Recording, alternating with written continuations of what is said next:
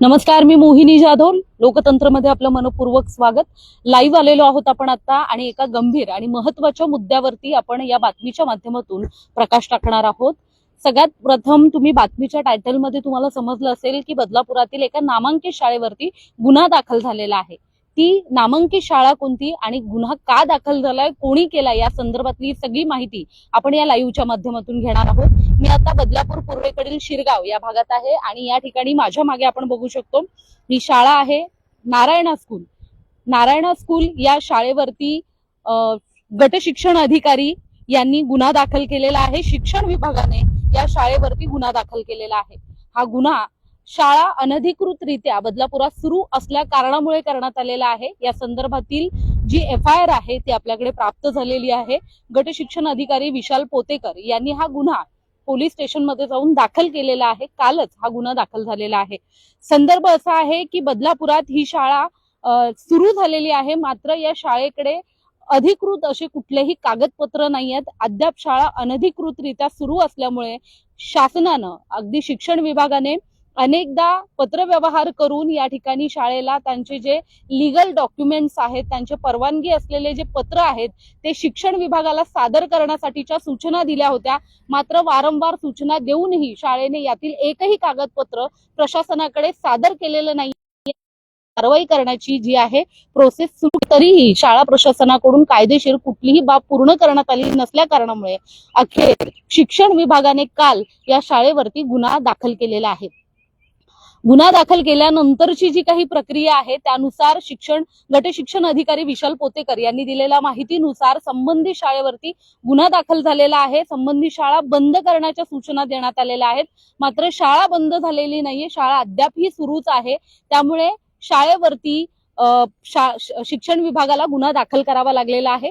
हा गुन्हा दाखल झाल्यानंतर अगदी 2 दिवसांच्या प्रक्रियेतच शाळेवरती दंडात्मक कारवाई देखील करण्यात येणार आहे. जवळजवळ शाळेवरती 1 लाख रुपयाचा दंड जो आहे तो आकारण्यात येणार आहे. त्याचबरोबर जर दंड लागू केल्यानंतर पासून देखील शाळा जर सुरूच असेल तर प्रत्येक दिवसाचा 10,000 रुपयाप्रमाणे हा दंड जो आहे तो आकारला जाणार आहे.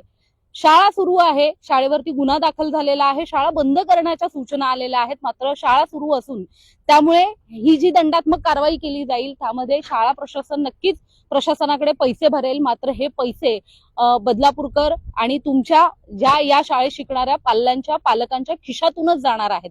त्यामुळे हा जो भुर्दंड आहे तो एक प्रकारे पालकांवरच पडणार आहे. त्यामुळे आपण बघतोय बदलापुरात ज्या अनधिकृत शाळा आहेत त्यांच्यावरती मागील काही वर्षांपासून थेट कारवाई शिक्षण विभागाकडून केली जाते. शाळेचे जे संस्थापक अध्यक्ष आहेत, ज्या संस्थेचे अध्यक्ष, त्याचबरोबर सचिव आणि मुख्याध्यापक अशा तिघांवरती काल गुन्हा दाखल करण्यात आलेला आहे.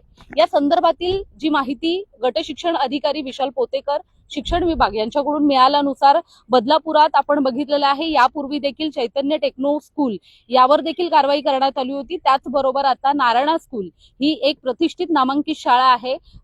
आपण बघतो देशभरात त्यांच्या अनेक ठिकाणी शाखा आहेत. मात्र बदलापुरात ही शाळा सुरू करण्यापूर्वी कुठल्याही प्रकारची जी परवानगी आहे, जी आवश्यक आहे शिक्षण विभागाकडे सादर करण्यातली, ती प्रक्रिया अजून पूर्ण झालेली नाहीये. शाळा प्रशासनाकडे आम्ही जेव्हा विचारलं तेव्हा ही प्रक्रिया सुरू असल्याचं त्यांनी सांगितलेलं आहे.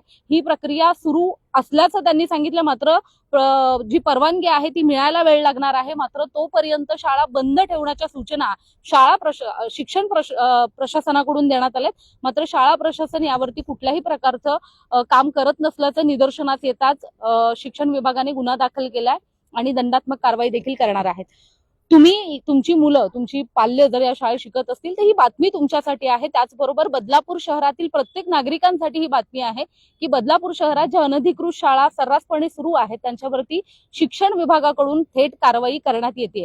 या संदर्भातील तुम्हाला ज्या काही तुमचे प्रश्न असतील, तुमच्या ज्या काही कमेंट्स, तुमच्या ज्या प्रतिक्रिया असतील आम्हाला कमेंट्सच्या माध्यमातून कळवा. कारण काही दिवसांपूर्वी जेव्हा शाळा अनधिकृत असल्याचं निष्पन्न झालं त्यानंतर काही समाज माध्यमांवर या बातम्या फिरल्या. त्यानंतर शाळा प्रशासनाच्या कडून काही लोकांनी त्यावरती निगेटिव्ह कमेंट्स करायला सुरुवात केली. पत्रकारांना कुठेतरी एक प्रकारे चुकीचं ठरवण्यात आलं. मात्र जर पालकांना किंवा इतर कोणालाही याबाबतची संबंधित माहिती घ्यायची असेल तर शिक्षण विभागाकडून तुम्ही ती घेऊ शकता.